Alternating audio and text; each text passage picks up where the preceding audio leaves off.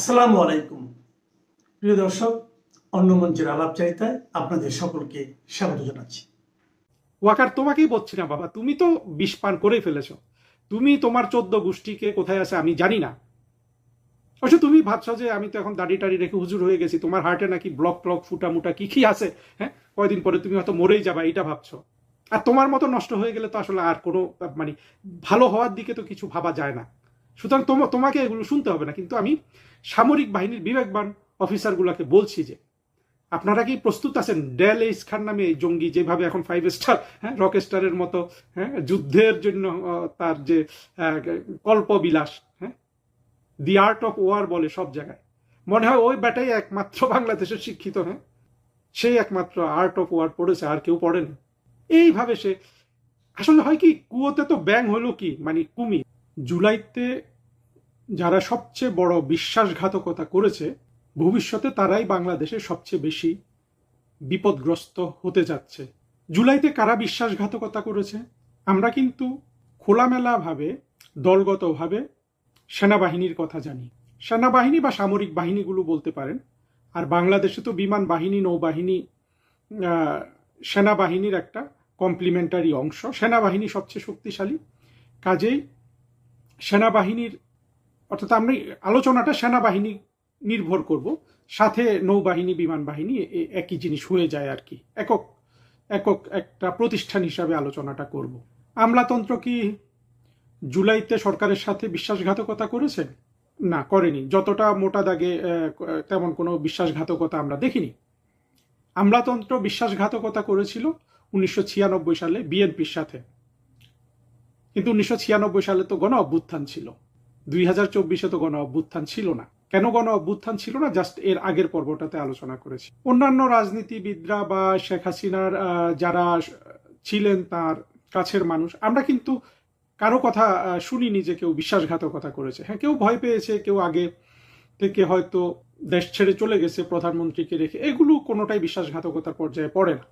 রাষ্ট্রের বাহিনী হিসাবে, সিভিল সার্ভেন্ট হিসাবে, কিংবা এই ধরনের এত বিধ্বংসী বর্বর একটা আক্রমণের বিরুদ্ধে লড়ার মতো সক্ষমতা সেই মুহূর্তে, অন্তত সাইকোলজিক্যালি সক্ষমতা ছিল সেনাবাহিনীর। দেখেন, বিশ্বাসঘাতকতা তো কথাটা এখানে ছোট হয়ে যায়। হারুন ইজহারের একটা বক্তব্য শুনলাম, তার অডিও, আমার ধারণা এটা অনেকেই শুনেছেন। সেইখানে দেখা যাচ্ছে যে স্পিরিটটা এইরকম যে সেনাবাহিনীর কোনো একজন অফিসার হারুন ইজহারের হাত পায়ে ধরছে যে আপনারা একটু রাস্তায় থাকেন, সরকার পড়ে যাবে। তার মানে ওয়াকার বাহিনী অলরেডি ডিসিশন নিয়েছে শেখ হাসিনাকে ফেলে দিবে। তবে এটা অলরেডি নিয়েছে বললেও কিন্তু ভুল হবে। আমরা যত দেখছি তত এটা আমাদের মধ্যে যুক্তি হিসাবে দাঁড়িয়ে যাচ্ছে যে ওয়াকার অনেকটা সারা জীবনের স্বপ্ন হিসাবে এই কাজটা করেছে। বাংলাদেশের স্বাধীনতা বিরোধী জামাতের হয়ে সে আর্মিতে ঢুকেছে। আর্মিতে ঢুকে সে আওয়ামী লীগের ধারে কাছে থাকার চেষ্টা করেছে, জেনারেল মোস্তাফিজের দৃষ্টি কাটার চেষ্টা করেছে। এতটাই দৃষ্টি কেড়েছে যে জেনারেল মোস্তাফিজ ছিলেন প্রধানমন্ত্রী শেখ হাসিনার সরকারের 1996 সালে তিনি যে সরকার গঠন করেন সেই সরকারের সেনাবাহিনী প্রধান। জেনারেল মোস্তাফিজের মেয়েকে বিয়ে করেছে। জেনারেল মোস্তাফিজ লতায় পাতায় শেখ হাসিনা, বঙ্গবন্ধু তাদের আত্মীয়। পরবর্তীতে সে এর পায়ে ধরে তার সাথে সুব্যবহার করে, অনেকের কথা বলা হয়, সেটা আমাদের এখানে আলোচনায় আনার দরকার নাই। তাদের অনুরোধে তাকে সেনাবাহিনী প্রদান করেছিলেন শেখ হাসিনা, এবং সেই সুযোগটা সে কাজে লাগিয়েছে তার আজীবনের স্বপ্ন যে জামাতের হাতে বাংলাদেশটা তুলে দিবে। ব্যক্তিগতভাবে এটা বিশ্বাসঘাতকতার দিক থেকে দেখলে দেখুন, এটা চরম মাত্রার বিশ্বাসঘাতকতা। প্রধানমন্ত্রী শেখ হাসিনার সাথে যারা কাজ করেছে, আমি তাদের যত 2-4 জনের সাথে আমার পরিচয় হয়েছে, কথাবার্তা বলেছি, প্রধানমন্ত্রী সম্পর্কে জানতে চেয়েছি, একজনকেও পাই নেই কিন্তু যে শেখ হাসিনার জন্য জীবন দিয়ে দিবে না। কেন জীবন দিয়ে দিবে? রাজনৈতিক আদর্শ না, কিংবা বড় কোনো স্বপ্ন না। জীবনটা এই জন্য দিবে যে একজন প্রধানমন্ত্রী হিসাবে, একজন জননেতা হিসাবে, একজন রাষ্ট্রনায়ক হিসাবে প্রধানমন্ত্রী শেখ হাসিনা যে স্নেহ করেন, যে উদারতা দেখান, যে ক্ষমাশীলতা দেখান, যেইভাবে তাদের কাজকর্ম আরো ভালো করার জন্য তিনি গাইড করেন, যেভাবে তারা শেখ হাসিনার প্রজ্ঞা আবিষ্কার করেছেন, স্নেহ পেয়েছেন, মমতার বন্ধনে আবদ্ধ হয়েছেন। প্রতিটা জিনিস এই মানুষগুলোকে ব্যক্তিগতভাবে ভীষণভাবে প্রভাবিত করেছে। এবং এইসব গল্প শুনে আমার নিজেরও কখনো মনে হয় না যে শেখ হাসিনার আশেপাশে ওয়াকারের মতো এত বড় বিশ্বাসঘাতক থাকতে পারে। মানলাম এই ওয়াকার জামাতের, ওয়াকার শৈশব থেকে স্বপ্ন দেখেছে আওয়ামী লীগকে পরাজিত করবে, ৭১-এর মুক্তিযুদ্ধের পরাজয়ের প্রতিশোধ নিবে। তবু শেখ হাসিনা সম্পর্কে যারা জানেন তারা এটাই বিশ্বাস করবেন যে এইরকম ইবলিশও শেখ হাসিনার সান্নিধ্যে আসলে ভালো হয়ে যায়। এবং আমি এও বিশ্বাস করি অনেক জামাতের অফিসার কিন্তু ওয়াকার ছাড়া এমনও হতে পারত, অর্থাৎ আপনার ৫০টা জামাতের অফিসারের মধ্যে বা ৫০০ জামাতের অফিসারের মধ্যে একজন ওয়াকার হতে পারে, ৫০০-র মধ্যে বাকি ৪৯৯ জন কিন্তু শেখ হাসিনার জন্য জীবন দিবে। এই রকম সময়ে শেখ হাসিনা যেহেতু দেশের পক্ষে ছিলেন, সেই লোকও দেশের পক্ষে দাঁড়াবে। সকল যুক্তিতে কিন্তু এটাই বলে। তাহলে বুঝতে হবে যে ব্যক্তি ওয়াকার মানুষ হিসাবে কত বড় ইবলিশ হিসাবে সে গড়ে উঠেছে। দেখুন, কেউ যদি ভাবেন যে আমি বাংলাদেশের সেনাবাহিনীকে এখানে তুলোধুনা করতে বসেছি, তারা ভুল করবেন। আমি মনে করি প্রতিটা দেশের একটা সেনাবাহিনী থাকে, বাংলাদেশেরও আছে। কিন্তু আজকে কিছু প্রশ্ন তুলব, কিন্তু সেটা এই জন্য না যে আমি সেনাবাহিনীর ক্ষতি চেয়ে এগুলা করছি। হ্যাঁ, কেউ এগুলা বলতে সাহস করবে না, সেই সাহস তো আমার আছে। এটা তো বাংলাদেশের মানুষ, অন্তত যারা আমার কথাবার্তা শুনেন বা যারা আমার আচার আচরণ জানেন তারা বোঝেন যে আমার সেই সাহস আছে। কিন্তু আমি তো বাংলাদেশের সামরিক বাহিনীগুলোরও ভালো চাই। তারা বাংলাদেশের উপযুক্ত সামরিক বাহিনী হিসাবে গড়ে উঠুক। আজকে সেটা বলতে না পারলেও ভবিষ্যতে কখনো সেই কথা বলবো। কিন্তু আজকের বক্তব্য ওটাই যে সবচেয়ে বড় বিশ্বাসঘাতক কিংবা একমাত্র বিশ্বাসঘাতক কত ধরনের বিপদ তার জন্য ডেকে নিয়ে এসে সেই আলোচনাটা করা হলো আজকের উদ্দেশ্য। যা হোক, এই ওয়াকারের পেছনে অনেক অফিসার দাঁড়ালো। আর বাংলাদেশে যেটা হয় আসলে, কোনো বাহিনী প্রধান যদি আর আমাদের তো ওই দুর্বলতা আছে, আওয়ামী লীগ বলুন, মুক্তিযুদ্ধের পক্ষে শক্তি, আমরা তো বাংলাদেশের কোনো প্রতিষ্ঠানকেই মুক্তিযুদ্ধের প্রয়োজনীয় অর্থাৎ মুক্তিযুদ্ধের চেতনা শানিত করে গড়তে পারিনি। সেখানে আসলে সামরিক বাহিনীর যে বিচ্যুতি সেটাও সেই দৃষ্টিতে দেখতে হবে। আর সামরিক বাহিনীগুলো তো দীর্ঘদিন জিয়াউর রহমান, এরশাদ এরা বড় করেছেন, খালেদা জিয়া। ফলে এখানে পাকিস্তানের পদ্ধতিতে সামরিক বাহিনী গড়ে উঠেছে, এটাও খুব একটা অপ্রত্যাশিত নয় আসলে। আবার প্রধানমন্ত্রী শেখ হাসিনার যে ১৫-১৬ বছরের শাসন, সেই সময়ও তো মুক্তিযুদ্ধের পক্ষের অনেক অফিসারও তো সেখানে ছিল। তাদেরকে বড় জোর দোষ দিতে পারি যে তারা কেউ সাহস করে এগিয়ে আসেনি। আবার সম্ভাবনা কতটুকু ছিল সেটাও বুঝতে হবে। আমরা তো জেনারেল জিয়াউল হাসানকে দেখছি যে এই রকম বীরের তো আমাদের সেনাবাহিনী জন্ম দিয়েছে। যা হোক, মূল কথায় ফিরে আসি। সেনাবাহিনী নিয়ে যেই আলোচনাগুলো আগে কখনো হয় নাই বা সাহস করে নাই, ভবিষ্যতে কিন্তু সেনাবাহিনী এই প্রতিটা প্রশ্নের সম্মুখীন হবে। বিশেষ করে ২৪-এ তার দেশবিরোধী তো নাই, দেশটা তো ধ্বংস হয়ে গেছে এবং ধ্বংসের দ্বার প্রান্তে। আপনারা দেখছেন না, তারেক রহমান খেই হারিয়ে ফেলে হ্যাঁ, মানুষের স্বপ্নে যেটা নাই, কল্পনাও যেটা করতে পারতো না, সেই কাজ তারেক রহমান করে ফেলেছে। হ্যাঁ, জাতীয় সংসদের দক্ষিণ প্লাজায় আমেরিকান রাষ্ট্রদূতকে দিয়েছে তাদের জাতীয় দিবস পালনের জন্য। দেখেন, এইরকম একটা সময়ে শেখ হাসিনা কিন্তু জঙ্গি উত্থানের চূড়ান্ত সময় পর্যন্ত মাথা ঠান্ডা রেখেছেন। এই পর্যন্ত যা করেছেন মাথা ঠান্ডা রেখেছেন। আর তারেক রহমানের একটা শান্তির সময় কিন্তু তার মাথা কাজ করছে না। তারেক রহমান, খলিল যারাই এই কাজটা করেছে তাদের মাথা যদি ন্যূনতম কাজ করতো, আমেরিকানরা এইটা এমনও হতে পারে যে খলিলরাই বলেছে তোমরা এখানে করো। যদি উল্টাটা হয় যে তারা এসেছে, আমরা তো সে স্বাদ দেখিয়েছে যে তোমাদের দক্ষিণ প্লাজায় আমরা জাতীয় দিবস করব, তারা বুঝাতো দেখো যে বাংলাদেশের মানুষ এখন তোমাদেরকে যে পর্যায়ে দেখে, আর তোমাদের সাথে আমাদের যেই ধরনের এখন কোঅপারেশন, আমি একদম ডিপ্লোম্যাটিক কথাবার্তায় বলছি, সেই অবস্থায় এটা করা ঠিক হবে না। আমরা চাই নীরবে আমাদের যে এঙ্গেজমেন্ট, আমাদের কোঅপারেশন, সেটা এক্সপান্ড করতে। সেটা পাবলিককে ঢাকঢোল পিটিয়ে দেখানো ঠিক হবে না। তাহলে কেন দেখালো? হয় এদের মাথা কাজ করছে না, না হলে অতিরিক্ত অহংকার এসে গেছে যে মার্কিনীদের দেখাতে হবে যে মার্কিনীরা আমাদের ছাতা। এখন দুটোই কিন্তু প্রচন্ড বুমেরাং হবে, মার্কিনীদের জন্যও বুমেরাং হবে, তারেক রহমানের জন্যও বুমেরাং হবে। সেই আলোচনা হলো যে ওয়াকার বাহিনীর বিশ্বাসঘাতকতায় কিভাবে বাংলাদেশের সামরিক বাহিনীগুলোকে দীর্ঘমেয়াদে বিপদে ফেলল। প্রথম বিপদ হলো যে, আচ্ছা, বিপদের কথা বলার আগে সামরিক বাহিনীগুলোর বা সেনাবাহিনীর অতীতের ভূমিকাটা আমরা দেখি। সামরিক বাহিনী 1975 সালে বঙ্গবন্ধুকে খুন করেছে। সেটাকে তারা এইভাবে পাশ কাটিয়েছে যে কিছু বিপদগামী সেনা কর্মকর্তা, পুরো সেনাবাহিনী কখনো বঙ্গবন্ধুর খুনের দায় গ্রহণ করে নাই। এখানে অনেক কিছু হয়তো তদন্তে এসে না এসে সেগুলোতে আমি যাচ্ছি না, কিন্তু মোটা দাগে এটা। পরবর্তীতে অনেক কু হয়েছে। জিয়াউর রহমান ক্ষমতায় এসছে। জিয়াউর রহমান ক্ষমতায় এসে তো দেশকে স্থিতিশীল রেখেছিল, এই ক্রেডিট তো আমি জিয়াউর রহমানকে দিব।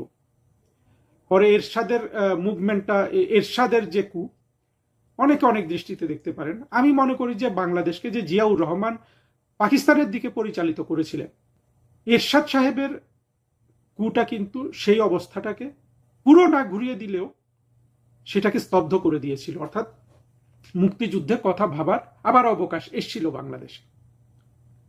এরশাদের পরে জেনারেল নুরুদ্দিন সম্পূর্ণ আপনার জনপ্রিয়তার, আমি বলবো যে প্রো পিপল একটা স্টান্স নিয়েছিলেন। জেনারেল এরশাদ থেকে তিনি তার সমর্থন প্রত্যাহার করে। কিভাবে? কারণ হলো এরশাদ সাহেবের বিরুদ্ধে যে গণ অভ্যুত্থান হয়েছিল সেখানে বাংলাদেশের সব দল ছিল এবং কোনো ষড়যন্ত্র ছিল না। যেই উদ্দেশ্যে এরশাদের পতন হয়েছিল সেই উদ্দেশ্য পরবর্তীতে বাস্তবায়নের চেষ্টা করা হয়েছিল। এরপরে জেনারেল নাসিম কু করেছে, ব্যর্থ হয়েছে, এটা আমাদের অত বেশি আলোচনার এখানে দরকার নেই। পরবর্তীতে জেনারেল মঈনুদ্দিন কু করলেন। কু করে তিনি ১/১১ ঘটালেন এবং বিএনপির যে বাংলাদেশের নির্বাচনকে কুক্ষিগত করার চেষ্টা সেটাকে তিনি প্রতিহত করলেন। তারপরের কুটা করলো এই জেনারেল ওয়াকার। জেনারেল ওয়াকারের কু হলো বাংলাদেশের, আপনারা হয়তো আজকে বুঝতে পারবেন না যদি বিএনপির মানুষ, জামাতের মানুষ আমার কেউ এই কথা শুনে থাকেন, দীর্ঘমেয়াদে এত বিশ্বাসঘাতকতার কু এবং এইভাবে এটা চিহ্নিত হবে। আমি ভাবতেও শিউরে উঠি যে বাংলাদেশের সেনাবাহিনী তার মান মর্যাদা কিভাবে 2024 এসে খোয়ালো। কিন্তু মোটা দাগে বোঝার জন্য চেষ্টা করেন। বলা হয়েছিল যে কোটা তুলে দিবে, মানুষের বৈষম্য দূরীকরণ করবে। কোনোটাই কিন্তু হয় নাই, সেই দিকে কেউ যায়ও নাই। কিন্তু আসলো কি ইউনূসের বাহিনী লুটপাট করার জন্য, তারপরে কোনো রকম ক্ষমতার বন্টন হিসাবে তারেক রহমানের হাতে ক্ষমতা দেওয়া হলো। কিন্তু দেশের যে দুর্ভাগ্য, অর্থনীতি বলুন, রাজনীতি বলুন, সংস্কৃতি বলুন, আইন শৃঙ্খলা বলুন, মানবাধিকার লঙ্ঘন বলুন, যে বর্বরতা জঙ্গিরা চালু করেছিল জুলাইতে মানুষ খুনের মধ্য দিয়ে, সেটা ইউনূস বাড়িয়েছে। সেটা তারেক রহমানের সময় আপনার একেবারে অবাধে চলছে। আমি যখন এই বক্তৃতাটা রাখছি তখন কিন্তু দেখেন কত ন্যাক্কারজনক কাজ হচ্ছে। তারেক রহমানকে এখন আমরা বাহবা দিয়ে যাচ্ছি। একটা মানুষের, একটা অফিসে ঢুকে একটা মানুষের কি বলবো, সবাই জানেন কিভাবে তাকে চেপে ধরে চাঁদা আদায় করছে। মানবাধিকার লঙ্ঘনের সব ধরনের কৌশল কিন্তু জামাত, বিএনপি কিন্তু এরা কিন্তু খুব ভালো জানে। এরা কিন্তু 21শে আগস্ট ঘটিয়েছিল। হ্যাঁ, এরা কিন্তু বাংলা ভাই টাংলা ভাই করেছে। তবে তখন পর্যন্ত আওয়ামী লীগ ছিল ওদের জন্য একটা বড় দেয়াল, অর্থাৎ জনগণ এবং দেয়ালের মাঝখানে আওয়ামী লীগ ছিল। আওয়ামী লীগ এদের রক্ষা করেছে এক ধরনের। এখন কিন্তু এরা সরাসরি জনগণের সাথে সব ধরনের অপরাধ করছে, সেই 24শে জঙ্গি উত্থান থেকে আওয়ামী লীগকে সরিয়ে দিয়ে। ভবিষ্যতে কিন্তু আওয়ামী লীগ আর দেয়াল হিসাবে কাজ করবে না। এবং জনগণ যখন এদের উপর চড়াও হবে, বিপদটা বোঝার চেষ্টা করেন। দুঃখের বিষয়, আমি আসলে মূল আলোচনায় ঢুকতে পারছি না। একটু আগে আমি একটা টক শো শুনছিলাম, বিএনপির এক এমপি আওয়ামী লীগকে তুলোধুনা করছে। সে দেখাচ্ছে সে খুব মানবিক এবং সে খুব বুদ্ধিমান, সে টক শোতে কথা বলতে পারে, এগুলো আমরা দেখেছি। সে কি বলেছে জানেন? যে টাকা যদি পাচার না হয়ে যায়, দুর্নীতিকে সে এমন কিছু মনে করে না। দুর্নীতির টাকা যদি দেশের অভ্যন্তরে বিনিয়োগ হয়, সেইটাকে ক্ষতিকারক কিছু মনে করে না। দেখেন, সরকারি দলের লোক।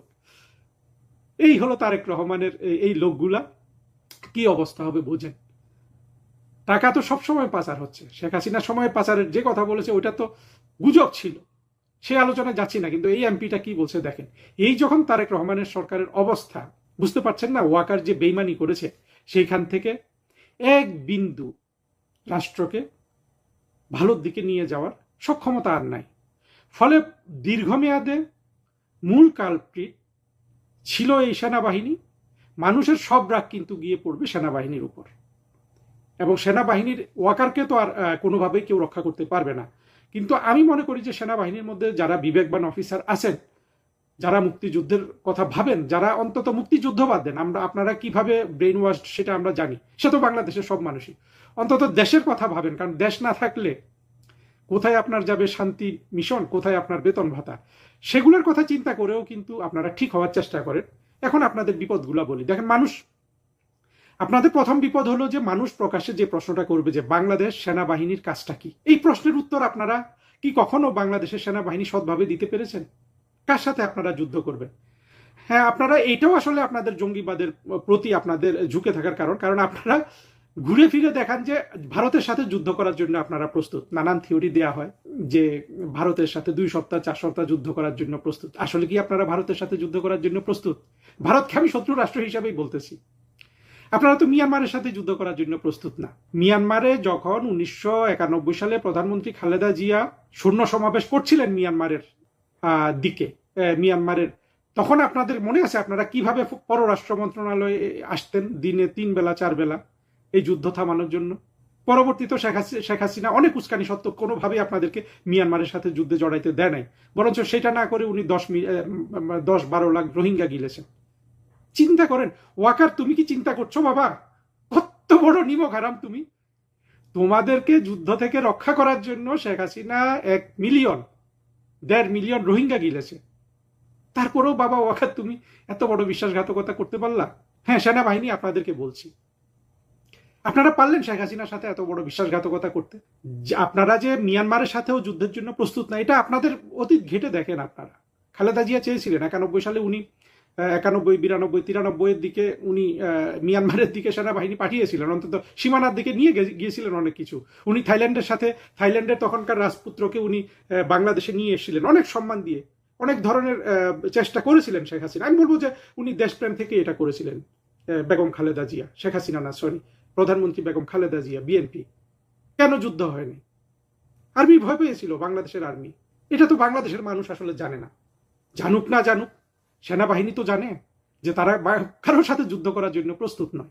পাকিস্তান তো প্রস্তুত। পাকিস্তানের সেনাবাহিনীকে যে শয়নে স্বপনে তোমরা অনুসরণ করো, পাকিস্তানের সেনাবাহিনী তো ইয়ের সাথে যুদ্ধ করার জন্য প্রস্তুত, ভারতের সাথে। বাংলাদেশের সেনাবাহিনী প্রস্তুত? আপনারা প্রস্তুত? হ্যাঁ, আপনারা বলবেন যে আমাদেরকে টাকা দাও, অস্ত্র দাও, প্রস্তুত হয়ে যাব। আমি নিশ্চিতভাবে বলতে পারি টাকা অস্ত্র সব দিলেও প্রস্তুত হতে পারবেন না। সেটার জন্য সেই 47 সাল থেকে পাকিস্তান কিন্তু নিজেদেরকে তৈরি করেছে। কিসের বিনিময়ে তৈরি করেছে? হ্যাঁ, কোটি কোটি ভিক্ষুক মধ্যপ্রাচ্যে ভিক্ষা করে। আমরা কি সেরকম চাই বাংলাদেশ যে ভারতের সাথে যুদ্ধ করব, মিয়ানমারের সাথে যুদ্ধ করব, আর আমাদের কোটি কোটি ভিক্ষুক হোক? আমরা তো সেটা চাই না। আপনাদেরও কি সে চাওয়ার আর অবকাশ আছে? বাংলাদেশকে কি পাকিস্তানের জমিদাররা পাকিস্তানকে যেভাবে কবজা রাখতে পারে, বাংলাদেশকে কি কেউ কখনো সেভাবে কবজা রাখতে পারবে বাঙালিকে? পারবে না। তাহলে পাকিস্তানের মতো আপনারা যদি স্বপ্ন দেখেন, সেটা তো দুঃস্বপ্ন, দিবা স্বপ্ন। আপনারা তো সমাজের অংশ হিসাবে সেটা দেখবেন না। এখন যখন প্রশ্নটা আসবে যে সত্যিকারে কার সাথে যুদ্ধ করার জন্য বাংলাদেশের সেনাবাহিনী প্রস্তুত, যদি একটা জঙ্গি উত্থান থামাতে না পারে, যদি শুধু জাতিসংঘে কিছু সৈনিক পাঠায়, সেখান থেকে ডলার রোজগার করে, সেটার লোভে তারা জঙ্গি উত্থান না থামায়, এই প্রশ্নগুলো এখন প্রকাশ্যে চলে আসবে। প্রতিটা প্রশ্ন সেনাবাহিনীকে বিপদগ্রস্ত করবে, সামরিক বাহিনীগুলোকে বিপদগ্রস্ত করবে। কারণ হলো বাংলাদেশের সামরিক বাহিনীগুলোর কাছে এর সদ উত্তর নাই। ওই যে জঙ্গি মোস্তাফিজ, কর্নেল মোস্তাফিজ মার্কিন যুক্তরাষ্ট্র থেকে যেই উস্কানি দেয়, কিংবা এই যে এই হাসিন হক, গোলাম আজমের ছেলে, ওরা যেই উস্কানি দেয়, সেনাবাহিনীতে যারা চাকরি করেন, আমি তাদেরকে বলবো আপনারা একটু ঠান্ডা মাথায় চিন্তা করবেন ওই উস্কানিতে আপনারা কতটা আপনারা সেই উস্কানি গ্রহণ করে সেইভাবে গাজওয়াতুল হিন্দ করতে পারবেন। কয়জন করতে পারবেন? হ্যাঁ, আমি জানি একটা অংশ আছে যে গাজওয়াতুল হিন্দে লাভ দিয়ে পড়ে মরে তাড়াতাড়ি ভেস্তে চলে যায়, কিন্তু এই যে যত সেনাবাহিনীর সদস্য আছে সবাই কি এটাকে একমত হবে? ঠিক আছে, আপনারা গাজওয়াতুল হিন্দ করতে চলে গেলেন, সেনাবাহিনী ওই রকম ধরে নিলাম, যেহেতু ওয়াকারের প্রতি তাদের এত আনুগত্য। সেটা করার যে মূল্য বাংলাদেশের মানুষকে দিতে হবে, অর্থনৈতিক মূল্য, আর কিছু না হোক, দেশের অংশ হারানোর সম্ভাবনা তো আছেই, সেদিকেও গেলাম না।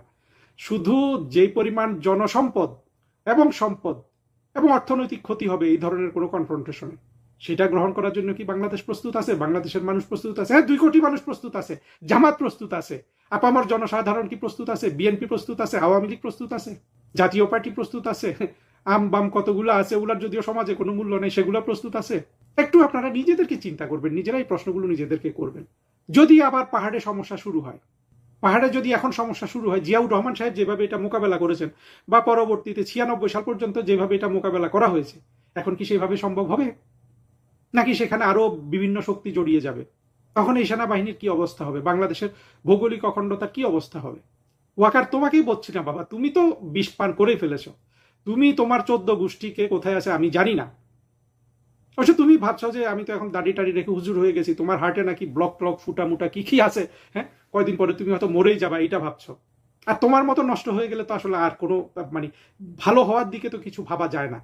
সুতরাং তোমাকে এগুলো শুনতে হবে না। কিন্তু আমি সামরিক বাহিনীর বিবেকবান অফিসারগুলোকে বলছি যে আপনারা কি প্রস্তুত আছেন ডেল খান নামে এই জঙ্গি যেভাবে এখন 5 স্টার, হ্যাঁ, রক স্টারের মতো, হ্যাঁ, যুদ্ধের জন্য তার যে কল্পবিলাস, হ্যাঁ, দি আর্ট অফ ওয়ার বলে সব জায়গায়, মনে হয় ওই ব্যাটাই একমাত্র বাংলাদেশের শিক্ষিত, হ্যাঁ, সেই একমাত্র আর্ট অফ ওয়ার পড়েছে, আর কেউ পড়ে না।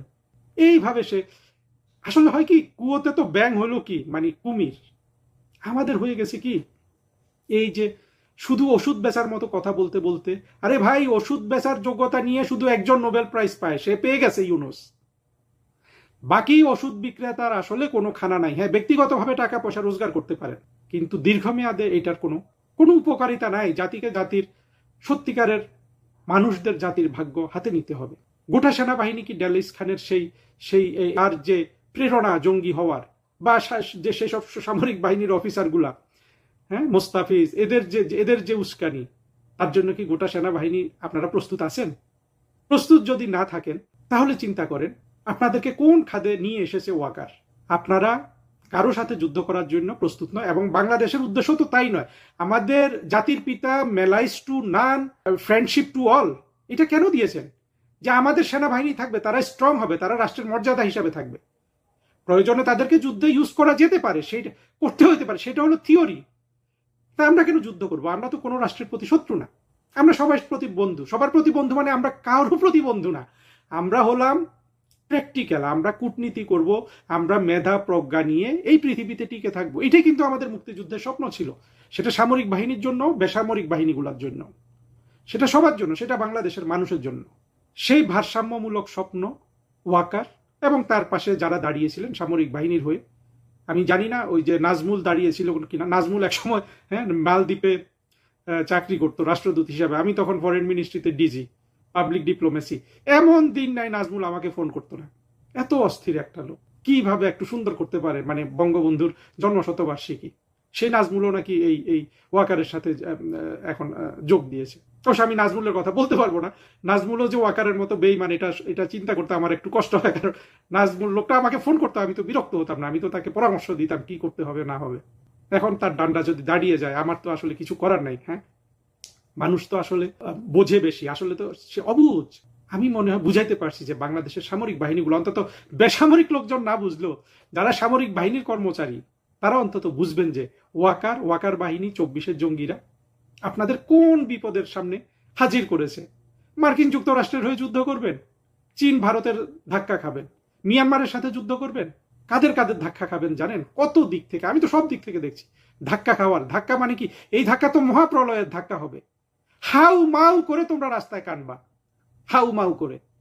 ডেলিস খান ও সবার আগে পালাম, কিন্তু আমরা তো এটা চাই না। আমরা চাই আমাদের সেনাবাহিনীগুলো মর্যাদার সাথে, দেশপ্রেমিক বাহিনী হিসাবে তারা যেই কাজ করছিল, তারা যে কোনো প্রাকৃতিক দুর্যোগে তারা বাংলাদেশের মানুষের পাশে এসে দাঁড়ায়, সেটা আমাদের সবার ভালো লাগে, আমরা গর্বের সাথে সেগুলো স্মরণ করি। আমরা একটা আধুনিক সেনাবাহিনী গড়ে তোলার বিপক্ষে তো আমি অন্তত না, কিন্তু সেটা তো এইভাবে না। আমি যেসব প্রশ্ন তুলেছি সেই প্রশ্নগুলো তো সুরাহা করার সঠিক বাস্তব ভিত্তিক পথ আছে, কিন্তু এখন তো সেনাবাহিনী, আপনারাই জানেন, আপনারা এগুলো গোজামিল দিয়ে রেখেছেন, আর আপনারা জঙ্গিদের সাথে যাওয়া এই গোজামিলের সমাধান ভেবেছেন। সেইভাবে তো সমাধান হয় না। গোজামিলের কোনো জিনিস কি সমাধান হয়? হয় না। আমার মনে হয় অনেক কথা বললাম, আরো অনেক কথা বলা যেতে পারে। অন্তত সামরিক বাহিনীর যেসব লোকজন এই বক্তৃতাটা দেখলেন, তারা একটু ঠান্ডা মাথায় চিন্তা করবেন। অনেক নেগেটিভ কথা বললাম, পজিটিভ কথা হলো যে আমি মনে করি বাংলাদেশের মানুষ দ্রুত তাদের ভুল বুঝতে পারবে। সবে মাত্র তারেক রহমানের সরকার তাদের কারো কারো অন্ডকোষ চেপে দিল, আরো যে কত কি চাপবে। কারণ হলো অন্যায্যভাবে, অন্যায়ভাবে আপনার ষড়যন্ত্রের পথে মুক্তিযুদ্ধের প্রকৃত চেতনা ধারণ না করে মুক্তিযুদ্ধপন্থী বলে রাষ্ট্র চালানো অতি দুরূহ, অতি কঠিন। আমরা এটা খালেদা জিয়ার সময় দেখেছি, 91 থেকে 96, 2001 থেকে 6 উনি অর্থনৈতিক উন্নতি করতে পারেন নাই বাংলাদেশের। জঙ্গিবাদ উনি ঠেকাতে পারেন নাই, শেখ হাসিনা দুটোই পেরেছিল। এটা তো খালেদা জিয়ার দোষ না, তারেক রহমানেরও দোষ না। দোষ হলো তারা যে আন্তরিকভাবে বাংলাদেশের মুক্তিযুদ্ধের চেতনায় আসতে চান না, সেটা তাদের দোষ। এই না আসাটাও কি তাদের দোষ?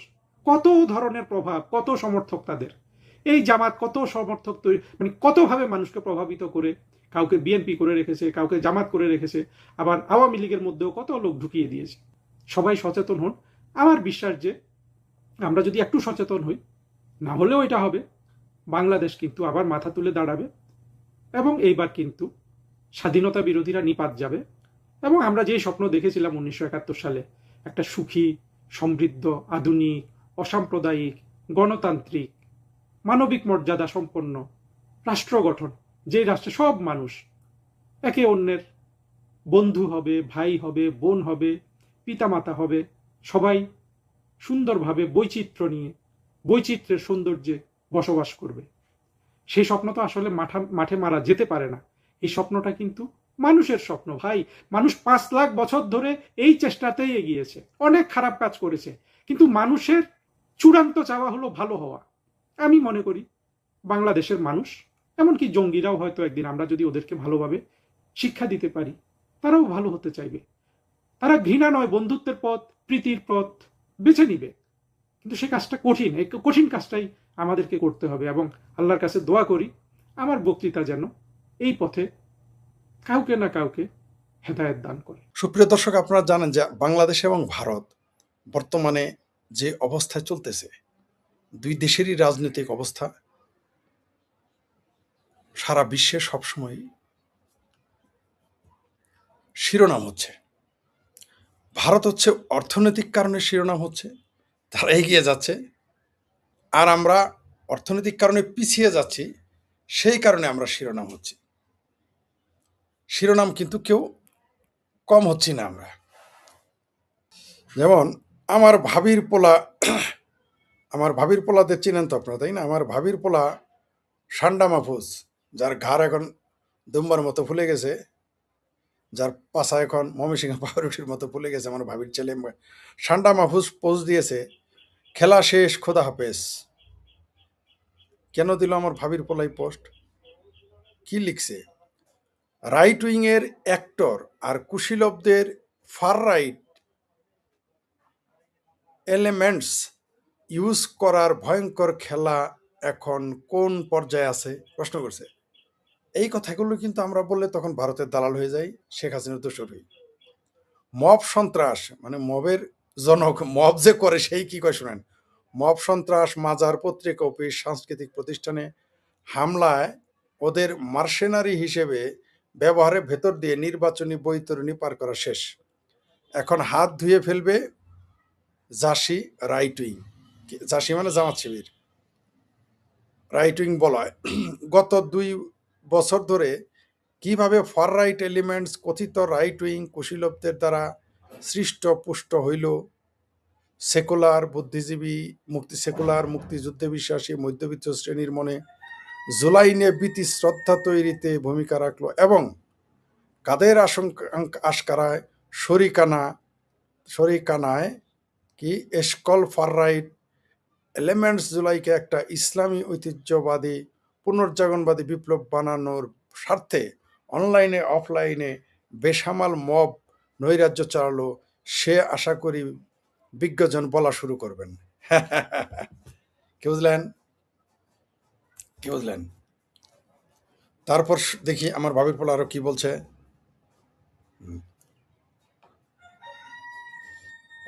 আমি গত বছর শুরু থেকেই এসব ফার রাইট গুন্ডাতন্ত্র আর ডিজিটাল মবের বিরুদ্ধে বলেছি।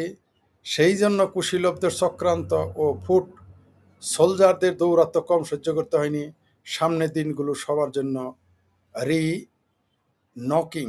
যে তিনি এগুলো বলেছেন, এগুলো কিন্তু আমরা বলেছি, তবে তিনি যেগুলো বলেছেন এগুলো সবই সত্যি। এবং এই আমার ভাবির পোলা সান্ডা মাহফুজ নিজেও কিন্তু তা, কিন্তু এখন তিনি বাঁচার জন্যে আর ক্ষমতায় যেতে পারেনি, মানে সরাসরি ক্ষমতা প্রাতিষ্ঠানিকভাবে পায়নি, অফিসিয়ালি পায়নি। সে তো অবশ্যই ক্ষমতার সুবিধাভোগী, কোনো সন্দেহ নাই। আমার ভাবির পোলা সান্ডা মাহফুজ এত উদ্বিগ্ন কেন? কারণ সে বুঝে ফেলেছে জামাত শিবির যে ঠোঁট কাকের মতো খাওয়া দাওয়ার পরে ঠোঁট মুছে ফেলবে, আমরা তো এটা জানি।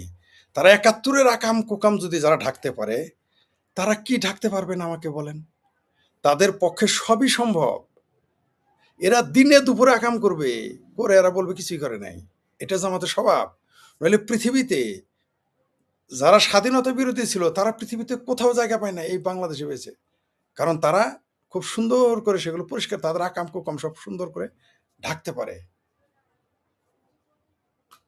শেষে ঠান্ডা মাহফুজেরও বিপদে পড়ে। যাই হোক, এবার ছাত্র দলের মহাবীর মানে সম্মানিত সভাপতি বলেছেন, রাকিবুল ইসলাম রাকিব, তিনি কি বলেছেন যে আওয়ামী লীগের অফিসগুলো আমরা পুড়িয়েছিলাম। আমরা মানে ছাত্রদল, বিএনপি। আওয়ামী লীগের অফিসগুলো আমরা পুড়িয়েছিলাম ছাত্রদল সভাপতি। কি বুঝলেন? আপনি আওয়ামী লীগের অফিস পুড়েছেন, এটা আবার গর্ব করে বলতেছেন। এইটা যখন ছাত্র লীগের সাদ্দাম বললে তখন কি বলতেন? চায়ের দোকানে ঝড় উঠত, রেল স্টেশনে তুফান উঠত, মসজিদের মেম্বরগুলোতে সাইক্লোন হইতো, ফতোয়া দেওয়া শুরু করতো।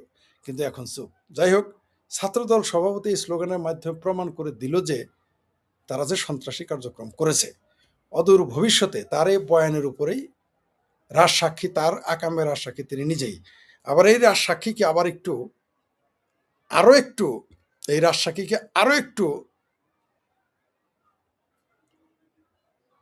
জম্পেশ করার জন্য, পালিশ করার জন্য ফারুক হোসেন আছে না, ওই যে আরেকটা আছে জামাতি, ফারুক হোসেন, কি ছাত্র শক্তি না গণশক্তি কি এর জন্য, সে বলেছে, ফারুক হোসেন, সে বলেছে ছাত্রদল সভাপতি রফিকুল ইসলাম রাকিব একজন ৭ জুলাই অভ্যুত্থানের পক্ষের যোদ্ধা, মানে জুলাই সন্ত্রাসী কার্যক্রম যোদ্ধা। আলোচনার সমালোচনা যাই থাকুক, রাকিব ভাইকে জুলাই অভ্যুত্থানে খাঁটি সৈনিক বলতে কোনো দ্বিধা নেই আমার। এটা কে বলেছে? আরে এক শিবিরে না থেকে যে শিবিরের কাছে ফারুক হোসেন দেখুন পাড়া, ওই যে দৌড়াইছিল যে ছাত্র শক্তি নেই গণশক্তি, আবার এক সময় রাশেদের সাথে থাকতো, এক সময় বিভিন্ন রাশাতে, সেই ফারুক হোসেন বলেছে। জি,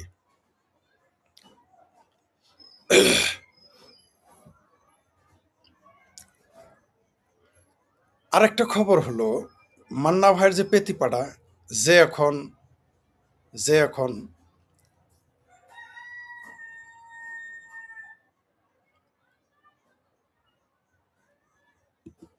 যে এখন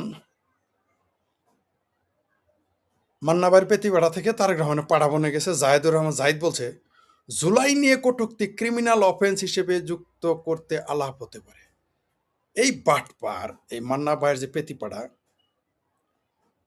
5টা ভোট কিন্তু পাবে না সে। পাঁচটা হাতে গোনা 5টা ভোট, 2 হাতে 10টা দেবে না, এক হাতের 5টা ভোট সে পাবে না। তার লম্বা লম্বা কথা। আমি এই জন্য বলি, রাজনীতিতে কোনো যোগ্যতার দরকার নেই। আরো মানে আপনি যখন চেয়ারটাতে চামচামি কোনোভাবে পেয়ে গেলে হয়েছে, আপনি অনেক কিছু। কারো কারো কপাল খুলে যায়, যেমন জুনায়েদ সাকি, বায়ে সিগন্যাল দিয়ে ডাইনিমোর, যেমন এই যে মান্না ভাইয়ের প্রতি। মান্না ভাই এত বড় নেতা, তিনি এমপি হইতে পারলেন না, তিনি উপদেষ্টা হইতে পারলেন না। তিনিও যদি তারেক রহমানের উপদেষ্টা হইতেন, মাহমুদুর রহমান মান্না ভাই কিংবদন্তি ছাত্র নেতা, তাকে কিন্তু উপদেষ্টা বানাইছে তার যে পেতিপাড়া এই জাহেদ, তাকে বানাইছে তারেক রহমান। দালমে কুস্ত কালা হয়, মানে অযোগ্য যত হবেন তত যোগ্য জায়গায় যেতে পারবেন। এই পেতিপাড়া যারে দিল্লিতে বলছে যে এরা তো দেখতে নেশাখোর মনে হয়, গাঞ্জাখোর করতে গেছে, সেই উপদেষ্টা বলছে যে জুলাই নিয়ে কটূক্তি ক্রিমিনাল অফেন্স আলাপ অফেন্স। তাহলে মুক্তিযুদ্ধ নিয়ে যদি কেউ কটূক্তি করে তাকে কি করা উচিত? কেউ যদি মুক্তিযোদ্ধা হওয়ার কারণে তাকে চর দেয়, তারে কি করা উচিত? মুক্তিযোদ্ধার পোলা হলেই তার চারণ লাগবে, যদি তা করে সেটা কি করা উচিত? যদি বলে 72 সংবিধান মানে ছিঁড়ে ফেলে, কি করা উচিত? যদি বলে যে কোট আন কোট জুলাই মুক্তিযুদ্ধের বিরুদ্ধেই জুলাই সন্ত্রাস হয়েছে, জুলাই আন্দোলন হয়েছে, তাইলে তার কি করা উচিত? মুক্তিযোদ্ধা হওয়ার কারণে কবরে যদি লাশ থাকে, সেখানে ভেঙেছে, আগুন দিয়েছে, তাহলে কি করা উচিত? 32 নম্বর বাড়ি যারা ভেঙেছে, তাহলে তাদের কি করা উচিত? যদি মাত্র তথাকথিত জুলাইয়ের সন্ত্রাসীদেরকে যদি আমরা বলি জুলাই সন্ত্রাস, তাতেই যদি এটা কটূক্তি হয়, অফেন্স হয়, তাহলে এদের কি করা উচিত? যারা মুক্তিযুদ্ধকে তছনছ করে ফেললো, তাদের কি করা উচিত? যারা বঙ্গবন্ধুর যে ভাষণ, ঐতিহাসিক ৭ই মার্চের ভাষণ, পাঠ্য বই থেকে বাদ দিল, তাদের কি করা উচিত একটু জানাবেন প্লিজ।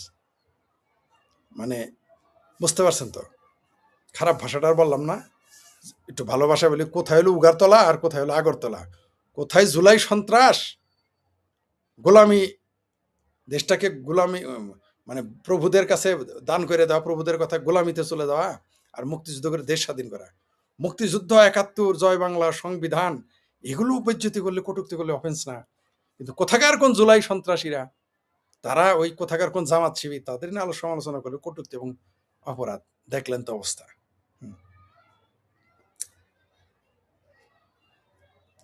আর একটা ছোট্ট খবর, মানে বাংলাদেশের, আমি ক্লাস 9-10-এ পড়া ছেলেদের আমি বিষ খেতে দেখেছি। মিরপুরে মেসে, এটা আমি ফেসবুকে লিখেছি, মিরপুরে মেসে একজন সেনাবাহিনীর একজন ড্রাইভার পদে চাকরি করেন, তার নাম সম্ভবত মালেক। তিনি ওই মালেক আর আমি একসাথে দাঁড়িয়েছিলাম একজন ইঞ্জিনিয়ারের ফ্ল্যাটে দাঁড়িয়েছিলাম, এমএসে, মিরপুর 12 নম্বর কথা বলতেছি। আমি আর উনি দাঁড়িয়ে আছে, তার ছেলে আমার সামনে যাইতেছে, কিরে কই যাও, হাতে কি, বরিশাল বাড়ি তার, হাতে তার বিষের বোতল। বিষ মানে ওই যে আপনার ওই যে কীটনাশক দোকানে যে পাওয়া যায়, যেগুলো দিলে লাউয়ের জাংলা, মানে লাউ সিম যে হইলে যে ছিটিয়ে দেয়। বলছে যে কি এটা, কয় বিষ, কি করবা, কয় লাউয়ের জাংলা দেব, কয় বাবা আবার খাইও না। এটা কিন্তু সত্য ঘটনা বলতেছি। একসাথে আমরা, মালিক ভাই তো আমার সাথে বয়স বড় না, আছে তো তিনি, ছেলের বয়স হয়তো 15 হবে, 14-15, 9-এ নাকি 10-এ পড়ে, আমার এই মুহূর্তে খেয়াল নেই। এটা আমি ফেসবুকে লিখেছিলাম। অথবা আমাদের সামনে গেল, মানে তার পাশেই তার কলোনি আর কি, ওই কোয়ার্টারের সাথে আর একটা কলোনি আছে, ওইখানে ড্রাইভাররা থাকে। তো আমরা ওই আর একজন ইঞ্জিনিয়ারের ফ্ল্যাটে আমরা দাঁড়ায় বারান্দা থেকে এগুলো কথা বলছি। তার ছেলে 5 মিনিট হয় নাই, বাসাতে চিৎকার আসলো, সর্বনাশ, ছেলে বিষ খেয়েছে। মানে ওই যে মালিক বললো যে তার ছেলের বলে বাবা বিষ খায় না, তার ছেলে খেয়ে ফেলেছে। পরে গিয়ে দেখলাম সে তার ক্লাসমেটের সাথে প্রেম করছে, প্রেমের কারণে ব্যর্থ হয়ে সে বিষ খেয়েছে এবং ছেলেটা মারা গেল। এটা আমাদের চোখে দেখা ঘটনা। এটা ছিল ক্লাস 9-10-এর ছেলে সম্ভবত, মানে 10-10-এর উপরে তো নয়, 9-ও হতে পারে। আজকের একটা ঘটনা দেখলাম আর টিভিতে, যে প্রেমের প্রস্তাব প্রত্যাখ্যান করে 5ম শ্রেণীর ছাত্রের বিষ পান। ক্লাস 5-এর ছেলে আজকাল প্রেম করে বিষ খায়। কোন দিকে যাবো আমরা ভাই? ক্লাস 5-এর একটা ছেলে কি বুঝে প্রেমের, সে বিষ খাইলো। আমাদের অবস্থাটা দেখে গেছেন তো। যাই হোক, এটা দেখে ওই ঘটনা মনে পড়লো, তাই বললাম। 24-এর আন্দোলন, আমেরিকা ভাড়াটে লোক দিয়ে পেইড আন্দোলন করেছে সাবেক বিএনপি নেতা, সাবেক বিএনপির এমপি, সাবেক বিএনপির খালেদা জিয়ার উপদেষ্টা এবং বীর মুক্তিযোদ্ধা এবং বর্তমান জামাতের মেথর আখতারুজ্জামান, মানে মেজর আখতারুজ্জামান এটা বলেছেন। আবার বলি কি বলেছেন, আমরা বললে তো আওয়ামী লীগের দালাল, শেখ হাসিনার দালাল, ভারতের দালাল, নরেন্দ্র মোদী দালাল হয়ে যায়, অমিত শাহ দালাল হয়ে যায়, তাই না? আর এখন তো শুভেন্দু অধিকারীর দালাল বলেন। তো এই যে এটা কে বলেছে, মেজর আখতারুজ্জামান, যে মেজর আখতার খাঁটি পাকি দালাল হয়ে গেছে এখন। তা আবার মুক্তিযুদ্ধ জামাত, বাবারে বাবা, খাঁটি জামাতে। তিনি বলেছেন যে 24-এর আন্দোলনে আমেরিকা ভাড়াটে লোক দিয়ে পেইড আন্দোলন করেছে। কি বলবেন, কি জবাব আছে? কে ভাবির পোলারা, আমি যখন এটা বলি খেপে যাও, চিঙ্কু মামারাকে, এই জন্যই বলেছেন। একজন মুক্তিযোদ্ধা, একজন মেজর, তারপর আবার উপদেষ্টা খালেদা জিয়ার, এখন ডাইরেক্ট জামাত। যাই হোক,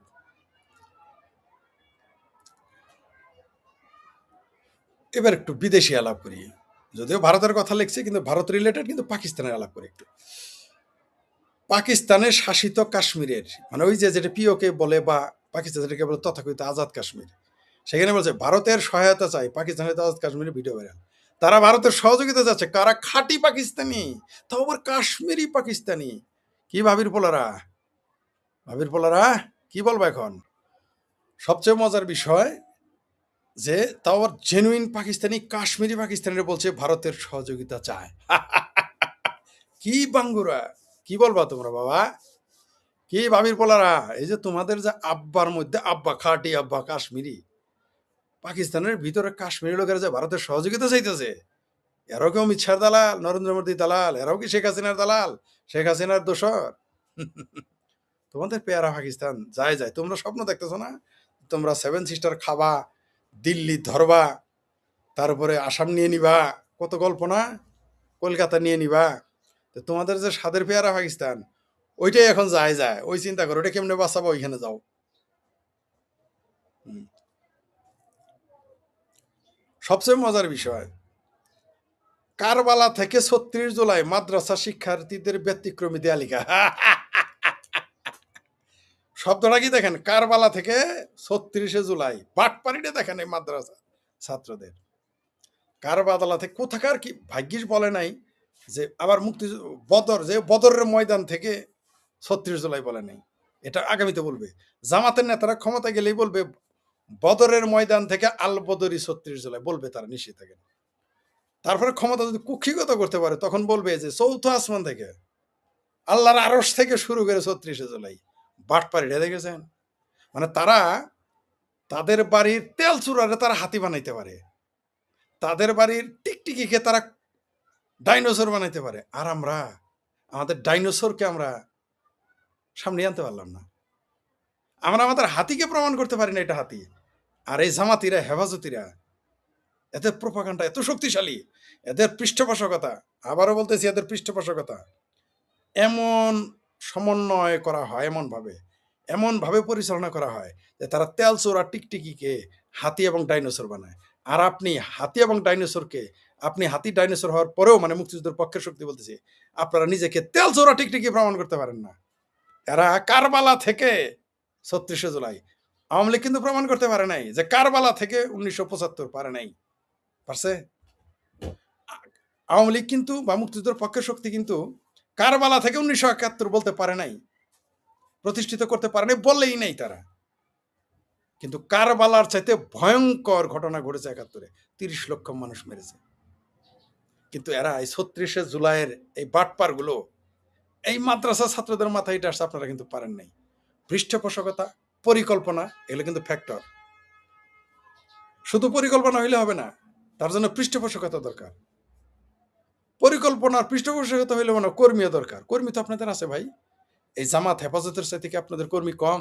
আপনাদের লিল্লা খেয়ে, আপনাদের সদগা খেয়ে, আপনাদের ফেতরা খেয়ে আপনাদের সরকার থেকে উচ্ছেদ করে দিল, আপনারা ঠেকাইতে পারলেন না। How funny. তার মানে কি আপনাদের পরিকল্পনা সঠিক ছিল না? নাহলে লিল্লাখোর কিভাবে আপনি গরু কুরবানি দেন, সেই কুরবানির চামড়া যারা সদগা নেয়, আপনি কামাই করেন, সেই কামাই থেকে যারা ফেতরা খায়, তারা আপনাকে ক্ষমতা থেকে উচ্ছেদ করে দিল। তার মানে আপনার পরিকল্পনার অভাব ছিল। আর এখনো ২ বছর যাবৎ আওয়ামী লীগ এখনো সরাসরি মাঠে নামতে পারে না, এটাও কিন্তু পরিকল্পনার অভাব, পৃষ্ঠপোষকতার অভাব। কর্মীর কিন্তু অভাব নাই। কেউ যদি বলেন কর্মী নাই, তাহলে ভুল। আওয়ামী লীগের কর্মী অলিতে গলিতে তৈরি হয়ে আছে, কিন্তু আপনি তাদের সমন্বয় করতে পারতেছেন, এটা ব্যর্থতা আপনাদের। ২ বছরে প্রতিদিন নির্যাতিত হচ্ছেন, প্রতিদিন নিপীড়িত হচ্ছেন। আরে ভাই, যে ৬১ জন আটক, যে কি যেন আইন ও সালিশ কেন্দ্র বলছে ৬১ জন জেলখানাতেই মারা গেছেন, এটা তাদের হিসেবেই। মরছে তো আরো বেশি। তাইলে আপনি এই ৬১ জন যদি জীবন দিতেন, এই সরকার থাকতো। জীবন কিন্তু দিতে হচ্ছে, প্রতিদিন ৮ জন ১০ জন ১২ জন করে মারা যাচ্ছে। এর মধ্যে কিন্তু অর্ধেকে আওয়ামী লীগের লোক, ছাত্রলীগের লোক, যুবলীগের লোক। সামনে খারাপ জানটা দিয়ে দেখেন না কি করে। ভাই মরবেন তো, মরতে হবেই। আপনি বিচ্ছিন্নভাবে যদি জীবন দেন, যায় আসে না, কারো কিছু যায় আসে। বিচ্ছিন্নভাবে ১,০০০ মানুষের জীবনগুলো যায় আসে না, কিন্তু একজন মানুষের জীবনও যদি সঠিকভাবে সেখানে কেউ শহীদ হয়, রক্ত দেয়, কুর্সি উল্টে যায়, মসনদ উল্টে যায়, তার প্রমাণ শ্যামাপ্রসাদ মুখার্জি একাই কাশ্মীরে ঢুকে গিয়েছিল। একা কাউকে নিয়ে জানে, একা তিনি কাশ্মীরে ঢুকে গিয়েছিলেন। আজকে কাশ্মীর টিকে গেছে। ৩৭০ ধারা বাতিল হয়েছে তার কারণে, একজন মানুষের জন্য। সারা ভারতের কোটি কোটি হিন্দুর মধ্যে একজন শুধু চ্যালেঞ্জ করেছিল যে এক আইন, এক শাসন, এক সংবিধান, এক পতাকা, অন্য কিছু আমি মানি না। তিনি ঢুকে গিয়েছিলেন, কারণ তখন কাশ্মীরে যেতে পারমিশন লাগতো ভারতীয়দের। অদ্ভুত ব্যাপার, হিন্দুদের দেশে, হিন্দুর দেশের কাশ্মীরে যেতে তাদের পারমিশন লাগতো, কিন্তু একজনই পাল্টে দিত। তেমনি এই যে আশোক লিখেছে ৬১ জন মারা গেছে, কালকে যদি শুধু জামালপুর থেকে, আমাদের জামালপুর থেকে কালকে যদি ৬১ জন লোক মারা যায়, সরকার টিকবে না। মরতে কিন্তু হচ্ছেই তা আওয়ামী লীগের, কিন্তু সমন্বয়ের অভাব। এরা মরতেছে পথে ঘাটে। ওই যে ৩ জন মারা গেল, আরো ৪ জন গায়েব, প্রতিদিনই মরতেছে। কালকে আপনি দেখেছেন যে একটা মেয়ের সিন, আমাকে অনেকে ভিডিও পাঠিয়েছে, যে বাবা আওয়ামী লীগ করলে পরে মেয়েকে কুপিয়েছে, একেবারে কোপায় অস্থির করে ফেলছে। তাহলে বসে থেকে কোনো লাভ আছে? আপনাকে তো মরতে হবেই। বিচ্ছিন্নভাবে কেন দেন? এই মৃত্যুর তো আপনি এই দায় কিন্তু নিতে হবে কাউকে না কাউকে। এই মানুষগুলো মারা গেল কি কারণে? আওয়ামী লীগ করার কারণে। কি কারণে? ছাত্রলীগ করার কারণে। কি কারণে মারা যাচ্ছে জেলে? হয় সে আওয়ামী লীগ করে, অথবা সে ছাত্রলীগ করে, বা তার পরিবার আওয়ামী লীগ করে, মুক্তিযুদ্ধের পক্ষে মারা যাচ্ছে। একসাথে নামতে হবে, পরিকল্পনা অভাব, পৃষ্ঠপোষকতা। গপ্প যতই করেন, খালি মুখে চিড়ে ভিজে না, পৃষ্ঠপোষকতা লাগে। অবশ্যই পৃষ্ঠপোষকতার অভাব। যারা ইনকাম করে নাই তাদের কথা বাদ, যারা লুটপাট করেছেন, করেন নাই তো একজনের তো লুটপাট করেছেন নাকি? আমরা কিন্তু জানি কে কে লুটপাট করেছেন, সবাই জানে। কিন্তু এখন 10 পয়সা বের করতেছে না, খরচের মধ্যে নাই। সেলফি লীগের বাবারে বাবা, সেলফি লীগের চোটে মুক্তিযুদ্ধের বই গাড়ি নিয়ে বছরের পর বছর সারা বাংলাদেশ ঘুরেছি। কোনো মন্ত্রীর ধারে কাছে যে একটা ছবি তুলতে পারিনি, সেলফি নিতে পারিনি। কোনো মন্ত্রী আমাদের কোনো জিজ্ঞাসা করে, মন্ত্রী তো দূরের কথা, কোনো মন্ত্রীর চামচা আমাদের জিজ্ঞেস করে না। কিন্তু আমরা নিবেদিতভাবে কাজ করে গেছি মুক্তিযুদ্ধের পক্ষের। মুক্তিযুদ্ধের বইপত্র গাড়ি নিয়ে আমরা ঘুরেছি জেলায় জেলায়, নিজেরাই ভর্তুকি দিয়ে। কত সেলফি লিগ দেখেছি, এখন সেলফি লিগ কাউকে খুঁজে পাওয়া যায় না। কেউ নাই, নেতারাই নাই। কেন নাই? আপনি যদি কথাটা বলতে পারেন, এইভাবে আপনি এসে কথা বলেন তো দেখি সরকার টিকে কিনা। আমি বলেছি তো, এই যে বর্তমান সরকার সবচেয়ে আলট্রা ফ্যাসিস্ট সরকার। জনগণ রেডি হয়ে আছে এদের উচ্ছেদ করার জন্য। আপনারা মাঠে, কারণ জনগণ তো নেতৃত্ব দিতে পারে না। আমি রেডি হয়ে আছি, আমি চলে যাব। আপনারা শুধু ডাক দেন, চলে যাব আমরা মাঠে, নেমে যাব। হাজার হাজার মানুষ নেমে যাবে। আপনার ডাক দেওয়ার সাহস পান না, কারণ কনফিডেন্টের অভাব নিজের। কিন্তু রেডি হয়ে আছে কিন্তু জনগণ। যত দেরি হবে ততই কিন্তু মৃত্যুর তালিকা বাড়বে, আর ততই কিন্তু কঠিন হবে। কারণ ততদিনে মৌলবাদী শক্তি, পাকিস্তানের জঙ্গি বাহিনী, তুরস্কের জঙ্গি বাহিনী, আইএসের জঙ্গি বাহিনী, টিটিপি, আল কায়দা, এরা আস্তে আস্তে সংঘবদ্ধ হবে, আরো শক্তিমান হয়ে যাবে যদি আপনি এখনই ধাক্কা না দেন। কারণ সময় এক হারি, অসময় 10 হারি। আপনি 2024 সালের কথা বাদ দেন, 24 সালের প্রথম 5-6 মাস আওয়ামী লীগের জন্য আসলে কঠিন ছিল। কিন্তু এই 2 বছরে কিন্তু একটা মাঠ তৈরি করে ফেলেছে জামাতিরা, হেফাজতিরা, ভাবির পোলারা, বিএনপিরাই আওয়ামী লীগের জন্য মাঠ তৈরি করে রেখেছে। আওয়ামী লীগকে মাঠে নামতে হবে। কিন্তু যদি আরো দেরি করে, আরো 2 বছর, তাহলে কঠিন থেকে কঠিনতর হয়ে যেতে পারে। কারণ যখন দেখবে আওয়ামী লীগ আসবে, তখন অন্য কোনো যেমন 2 বছর প্রায় 18 মাস থাকলো কে? ইউনূস কাকা। 18 মাস পরে বিএনপিকে রেখে আরেকটা সরকার আনলো, তাহলে কি করবেন? এইভাবে আপনারা 2 বছর 3 বছর করে বদলাতেই থাকে, তাহলে তো পিছিয়ে পড়ে যাবেন। ধাক্কা দিতেই হবে। মুখোমুখি কিন্তু মুক্তিযুদ্ধের পক্ষের শক্তি আওয়ামী লীগকে, যুবলীগকে, ছাত্রলীগকে, কৃষক লীগকে, শ্রমিক লীগকে, মুক্তিযুদ্ধের পক্ষের শক্তি আওয়ামী যুবলীগ, স্বেচ্ছাসেবক লীগকে মুখোমুখি হতেই হবে। আপনি মুখোমুখি না হয়ে পারবেন না, পারবেন না। মাঠে নেমে যান, দেখবেন সেনাবাহিনী ভয় পালায় যাবে। কেন যাবে? তাদের মিশনের ডর আছে। কারণ যদি গুলি চালায় তাহলে মিশন বন্ধ হয়ে যাবে। আপনার মোল্লাদের ডর তো আপনার শেষ। যে আপনাদের তো এই 2 বছরে এটা আওয়ামী লীগ যারা করেন, যারা মুক্তিযুদ্ধের পক্ষের, তারা তো বুঝে ফেলেছেন যে গোলাম আজমের সার্টিফিকেট ছাড়া আপনি ভেস্তে যেতে পারবেন। নিজামি, সাইদি, এদের সার্টিফিকেট ছাড়া ভেস্তে যাইতে পারবেন। কারণ এদের বাটপাড়িগুলো দেখেছেন, যে ভেস্তে যাইতে মামুনুল হকের বাটপার, বাউনুল হক 501-এর সার্টিফিকেট লাগবে না, এটা তো বুঝতে পারছেন নাকি? এখনো বাদ আছে? এই বলৎকারী মৌলবীদের সার্টিফিকেট আপনি বেচতে যেতে পারবেন না, কারণ তারাই যেতে পারবে না। যদি ব্যস্ত থাকে তাও যেতে পারবে না, আপনারাই বরং পারবেন। এই ভয়টা তো আশা করি এখন গেছে, যাদের কারণে দুযোগেও যাবেন না। এদের পাছায় লাথি দিলে যে দুযোগেও যাবেন না, এখন তো বুঝতে পারছেন। কারণ এরা কত বড় বাটপার, কি করেছে আপনারা দেখছেন তো। রইল বাকি মিলিটারির ভয়। মিলিটারি আপনাকে ভয় পাবে কিভাবে? সংখ্যা বেশি হইতে হবে। আপনি 10 জন গেলে পিটাবে, একেবারে আপনাকে একেবারে গরুর চোরকে যেভাবে পিটাবে। 100 জন গেলে মোটামুটি পকেট মারের মতো পিটাবে। 1000 জন গেলে ধাক্কাধাক্কি করবে, 2-4টা গুলি করবে। 5000 গেলে ভয় দেখাবে, টিয়ার গ্যাস মারবে। 10,000 গেলে 2-4টা গুলি করবে, 20-30টা টিয়ার গ্যাস মারবে, 50টা। কিন্তু যদি 1 লাখ লোক যান, সেনাবাহিনী ওই নেরি কুত্তার মতো পশ্চাৎ দেশে লেঙ্গুর দিয়ে পালায় চলে যাবে, কারণ জানে যে মিশন বন্ধ হয়ে যাবে। এদের কিন্তু একটা প্রাণ পাবো না, মিশন বন্ধ হবে। এই ভয় যদি আপনি দেখাইতে পারেন, এবং এটা হবে। ভয় পাওয়ার কিছু নেই। ওই দেখেন না, ভাবির পোলারা এইবার কিন্তু গোপালগঞ্জ যায় নাই। কেন যায় নাই জানেন? আপনি মনে করেন না যে যে তারা ভয় পাইছে। না, ভাবির পোলারা ভয় পায় নাই। ভাবির পোলাতে সেনাবাহিনী না করছে, যায় না বাবা। কেন? তোমাদের পাহারা দিতে হবে। ওইবার তো সেনাবাহিনী সব ফেরত আসতে পারছে এদের নিয়ে, 5 জনকে হত্যা করে। ওই 5 জনের হিসাব সেনাবাহিনীর কাছ থেকে আমরা নিব। যে 5 জনকে গুলি করে গোপালগঞ্জে মেরেছে, ওয়াকার, তোমাকে হিসাব দিতেই হবে, তুমি পৃথিবীর যেখানেই থাকো। গোপালগঞ্জের ওই 5 জন সাধারণ নাগরিককে যে তুমি হত্যা করিয়েছ এই জুলাই সন্ত্রাসী জঙ্গিদের উদ্ধার করার জন্য, এর হিসাব ওয়াকার তোমাকে দিতে হবেই। তুমি পৃথিবীর যেখানেই থাকো, তুমি আমেরিকায় পালাও আর যেখানেই পালাও, তোমার সে বড় বড় খেরু 2007-8-এর খেরুরা কিন্তু পালাতো, কাউরে আর কিন্তু খুঁজে পাওয়া যায় না। তোমাকে ওরকম পালায় থাকতে হবে, আমরা জানি। আপনারা জনতার দল নামে সাম্প্রতিক সময় একটা দলের নাম শুনেছেন, বাংলাদেশের জনতার দল বা জনতার দল। এই দলটির মুখপাত্র হিসেবে বা সামনে আসা হিসেবে আমরা দেখেছি ব্রিগেডিয়ার শামীম কামাল নামে এক লোকের নাম। এরপরে রাওয়ার অবসরপ্রাপ্ত সেনাপ্রধান, তারপরে এনজিও কর্মকর্তা, এদের নাম আমরা দেখেছি, তাদের লোগো টোগো সমস্ত কিছু দেখেছি। কিন্তু যেই লোকটি সবার আগে সামনে দেখতে পাচ্ছি, এর নাম হচ্ছে ডেল এইচ খান। আর্মিতে সে মেজর হিসেবে ছিল, এখন তার চাকরিটি নেই। কিন্তু ডেল এইচ খান কেমন নাম? একটা লোকের নাম ছিল দেলোয়ার হোসেন খান, দেলোয়ার হোসেন খান থেকে হয়েছে ডেল এইচ খান। অর্থাৎ নিজের নামের প্রতি তার কোনো কালেই আস্থা ছিল না। এরা আসলে বাংলাদেশী না, এরা আসলে কখনো বাংলাদেশী হতেই চায় নাই, তাই দেলোয়ার থেকে দেল হয়েছে। যেমন আমেরিকাতে গেলে শামসুজ্জামান স্যাম হয়ে যায়, ঠিক ব্যাপারটা তেমনই। সো এই ডেল এইচ খানের কথা কেন বলছি?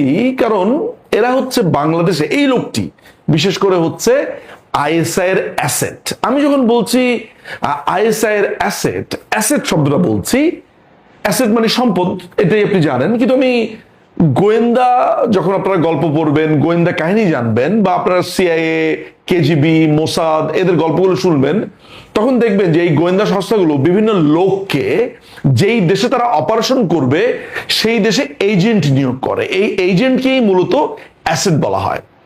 এই ডেল এইচ খান হচ্ছে আইএসআই এর অ্যাসেট। সো আইএসআই এর লোকটা কে? পাকিস্তানি এমবিসিতে এক ব্যক্তি আছে, তার নাম হচ্ছে আতাহার হামিদ খান। এই লোকটি কাউন্সিলর পদে আছে, কনসুলেট হচ্ছে ভিসা প্রসেসিং ইউনিটের। আপনাদেরকে একটা টিপস দিয়ে রাখি, এটা জেনে রাখবেন যে পৃথিবীর বিভিন্ন দেশে ভিসা ইউনিটের যে প্রধানগুলো আছে কিংবা ভিসা ইউনিটগুলো যারা দেখে, সাধারণত এরা গোয়েন্দা সংস্থার লোক।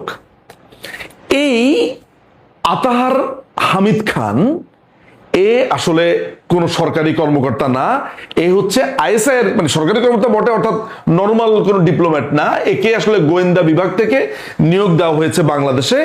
এ ছদ্মভাবে আছে, অর্থাৎ কনসুলেটের রূপ ধারণ করেছে। এই লোকটির দায়িত্ব পড়েছে 5ই আগস্টের পরে বাংলাদেশে বেশ কিছু পকেট, ছোট ছোট ছোট ছোট পলিটিক্যাল পার্টি বানানো, যেটির কাজ সে করছে। এটার আবার ফান্ডিং এই ভিক্ষুক রাষ্ট্র পাকিস্তান যে দিতে পারছে তা না। এখান থেকে টার্কি থেকে টাকা আসছে, দুবাই থেকে টাকা আসছে, কাতার থেকে টাকা আসছে, চায়না থেকে টাকা আসছে, বিভিন্নভাবে টাকা আসছে, আর আমেরিকান মদত তো আছেই। এখন আমি যদি আপনাকে এটা প্রশ্ন করি যে এই আতাহার হামিদ খান তাহলে ডেল এইচকে কিভাবে কাজে লাগাচ্ছে?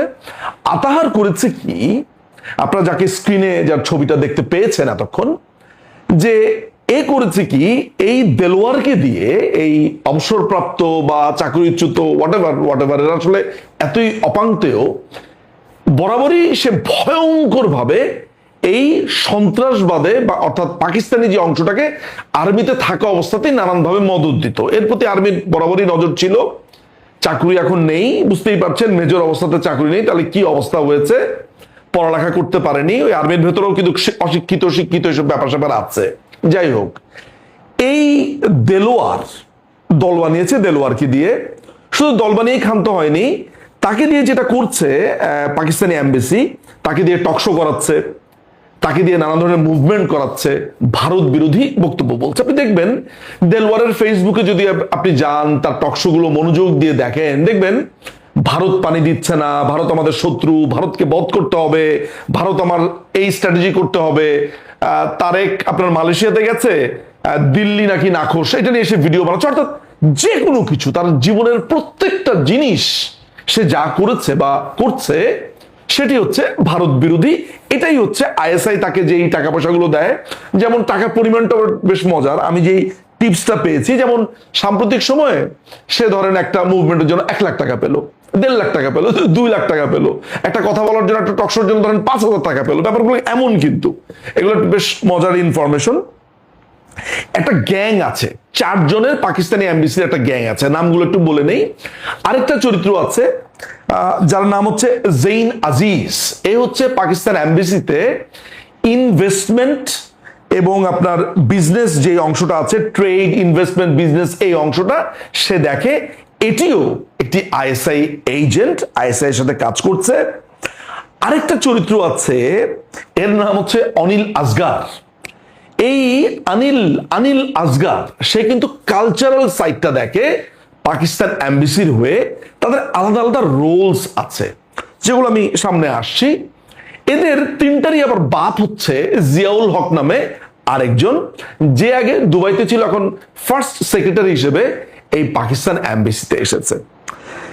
যখন আমি আতার হামিদ খানের কথা শেষ করলাম, অর্থাৎ এই ডেলেজ খান বা দেলোয়ারকে দিয়ে সে জনতার দল বানালো, সে আরেকটি দল বানিয়েছে খোমেনি এহসানকে দিয়ে, আপনার বিপ্লবী পরিষদ নামে, জাতীয় বিপ্লবী পরিষদ নামে, আপনারা হয়তোবা দেখেছেন।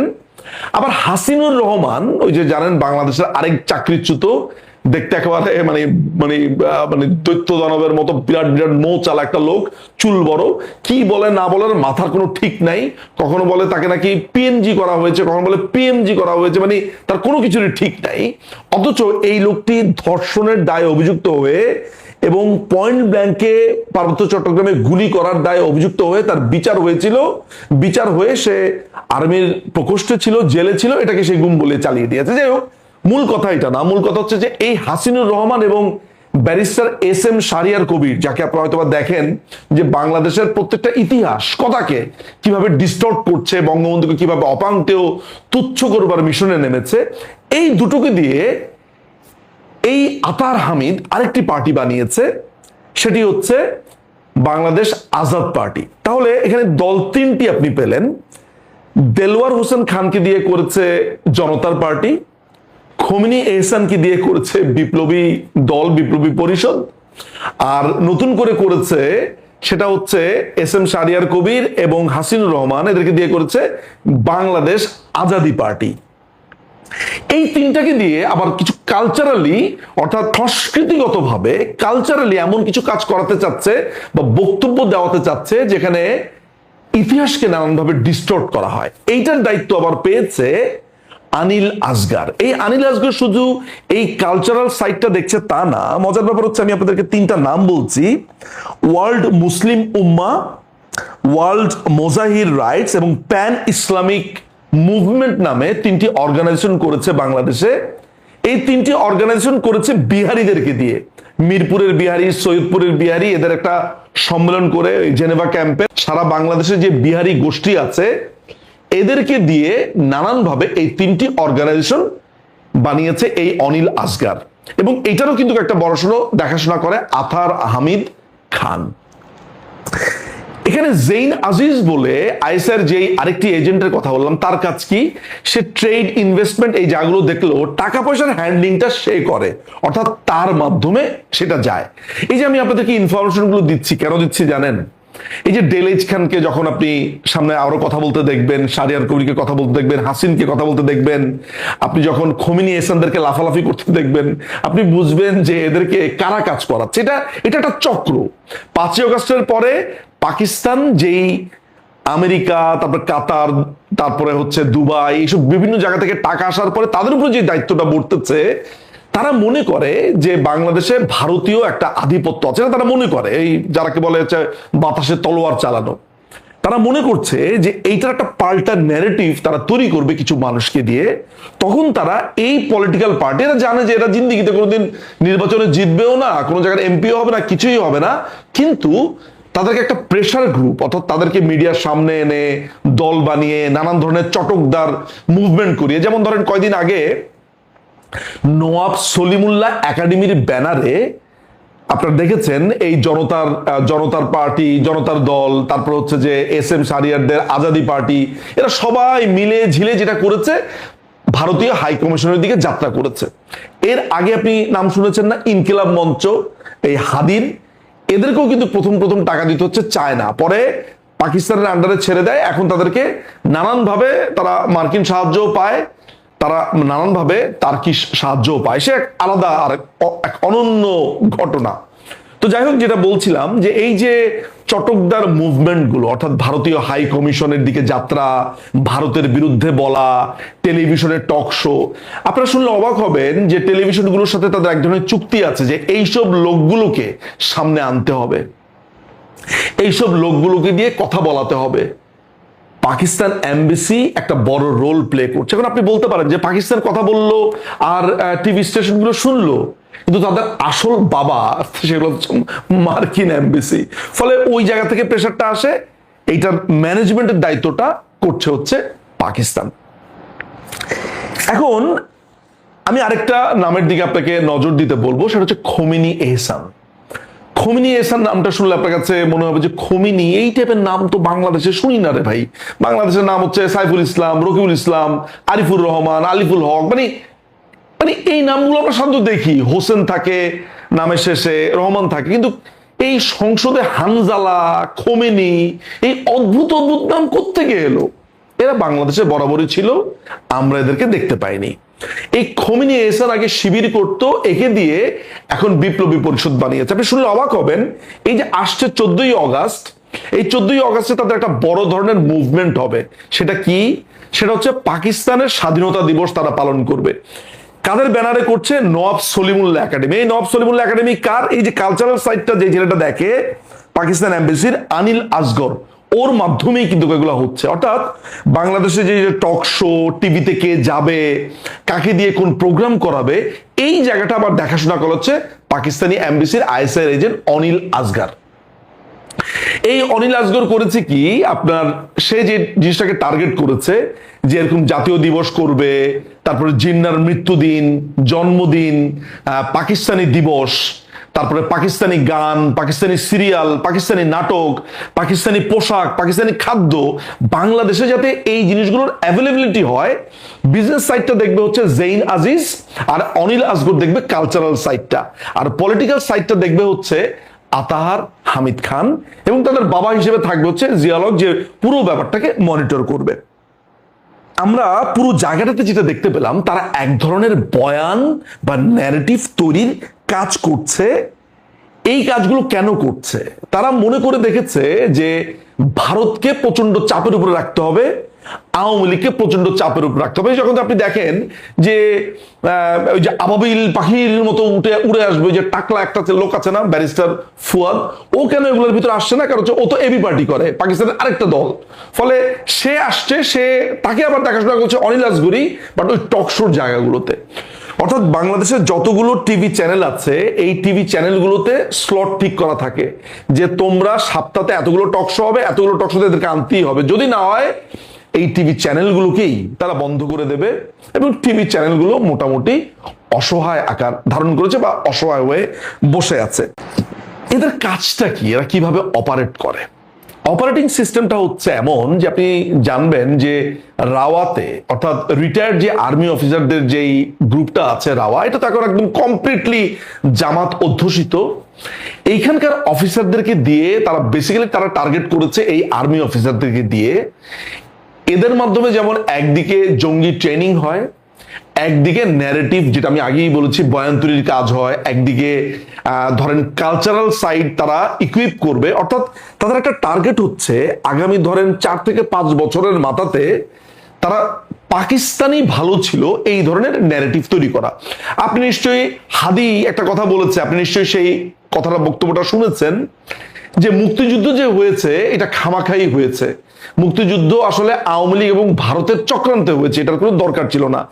এই ভয়ঙ্কর রকমের ঔদ্ধত্যপূর্ণ কথা গত 55 বছরে বাংলাদেশের স্বাধীনতার পরে আপনি কোনোদিন এটা কাউকে বলার সাহস পেয়েছেন? মুক্তিযুদ্ধের সময় রাজাকাররাও তো বলার সাহস পায়নি, অথচ তারা এগুলো বলছে। এই জিনিসগুলো তারা অল্প অল্প অল্প করে আপনার সামনে আসবে। কেন আমি আপনাদেরকে এসব ধরিয়ে দিচ্ছি? আপনারা প্রায় এগুলো বলতে শুনবেন, অবাক হন। আমি অনেককেই বলতে শুনি এত বড় সাহস, এটা করেছে সেটা করেছে, কিন্তু ভেতরের কাহিনী হচ্ছে এগুলা। অর্থাৎ আপনারা জিনিসটাকে যেভাবে সহজভাবে মনে করেন, যেটা বলার জন্য বলছে এইটা না, এটা পুরো একটা টিম ওয়ার্ক। পাকিস্তানি এমবেসি তার আইএসআই এজেন্ট যাদের নাম বললাম, আবারও বলি, আতাহার হামিদ খান, জেইন আজিজ, আনিল আসগার, জিয়াউল হক এবং আরো আছে, এদের অনেক পুরো লম্বা ফিরিস্তি। বাট এই চারজন মোটামুটি এখন পুরো ঢাকা শহরকে আপনার অপারেট করছে। এদের আরেকটা অপারেটিং সিস্টেম আছে, সেটা হচ্ছে ছোট ছোট কিওস্ক বা আমরা যেটাকে বাংলাতে মুদি দোকানের মতো বলি, তারা সেটা করছে। আমি এর আগে একটা ভিডিও আমি করেছি জুন মাসের 2 তারিখে, আপনি যদি দেখেন তাহলে দেখবেন যে পাকিস্তানি যেই ডিপ্লোম্যাট গুলো বাংলাদেশে আছে তারা কিন্তু তাদের ডেজিগনেটেড গাড়ি ব্যবহার করছে না, নাম্বার প্লেট ব্যবহার করছে না। বাংলাদেশিদের মতো তারা যেটা করছে মোটরসাইকেল ব্যবহার করছে, যেটা একদম নিষিদ্ধ। তারা বাসা ভাড়া নিয়ে বিভিন্ন জায়গাতে থাকছে এবং বাংলাদেশের বিভিন্ন অলিতে গলিতে তারা ছোট ছোট ছোট দোকান, পানের দোকান, এরা যেহেতু ফকির তাই এদের চিন্তা ভাবনা ফকিরের মতো, পানের দোকান, মুদি দোকান, এগুলো দিয়ে তার মনিটরের কাজ করে। তারপরে ঢাকা শহরের বিভিন্ন যে ফ্ল্যাট বাড়িগুলো যেগুলো আছে, বিল্ডিং গুলো আছে, এগুলোতে সিকিউরিটির দায়িত্ব নেওয়ার জন্য বেশ কিছু পাকিস্তানি লোকজনও এসেছে, যে বাংলাদেশের বিভিন্ন জায়গাগুলোতে সিকিউরিটি গার্ড হিসেবে থাকবে। আনসার বাহিনীতে বেশ কিছু পুশ করা হচ্ছে। বাংলাদেশের প্রত্যেকটা জায়গা, যেমন ধরেন 15 থেকে 16টার মতো নতুন ঘাঁটি হয়েছে আইএসআই এর।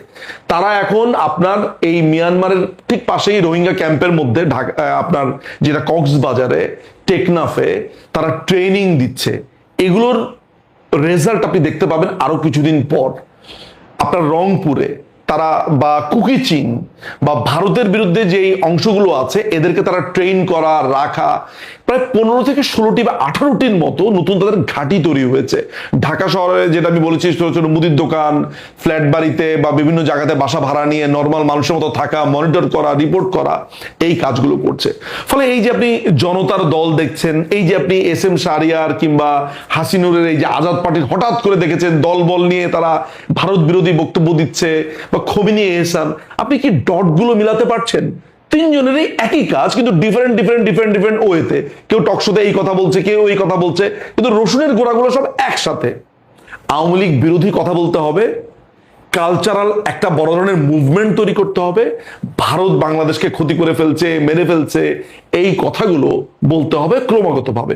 অথচ 5ই অগাস্টের পরে প্রায় 2 বছর হতে চললো, এখনো পর্যন্ত এরা পারেনি এটা বলতে যে ভারতের সাথে কোন ট্রেড ডিলটা দেশ বিক্রির চুক্তি ছিল, ভারতের সাথে কোন ট্রেড ডিলটা এত খারাপ ছিল যেটার জন্য বলা যায় যে ভারতের কাছে দেশ বিক্রি করে দেওয়া হয়েছে। খেয়াল করে কি দেখেছেন যে আমেরিকা বাংলাদেশের জাতীয় সংসদের দক্ষিণ প্লাজাতে তারা প্রোগ্রাম করেছে তাদের ফ্রিডম ডে, স্বাধীনতা দিবস, সেটা নিয়ে একটি কথাও নেই। আমেরিকান এমবেসি বাংলাদেশের রাজনীতিতে ভয়ঙ্কর প্রভাব তৈরি করেছে। তারা নির্ধারণ করে, তারা বলে দেয় কে বাংলাদেশের কোন মন্ত্রণালয়ে পাবে। এই যে খলিলুর রহমান, পুরোপুরি আমেরিকা তাকে এনেছে। এই যে তার সরকার কিভাবে গঠন করবে, ইলেকশন কিভাবে হবে, কমপ্লিটলি এটা আমেরিকা এই প্রভাব বিস্তার করেছে। সেগুলোকে নিয়ে আপনি কখনো দেখেছেন এই ডেলিজ খান, শাহরিয়ার, খোমেনি এহসান, হাসিনুর কথা বলবে না, কারণ ওদের টাকার সংস্থানটা এইখান থেকে হয়।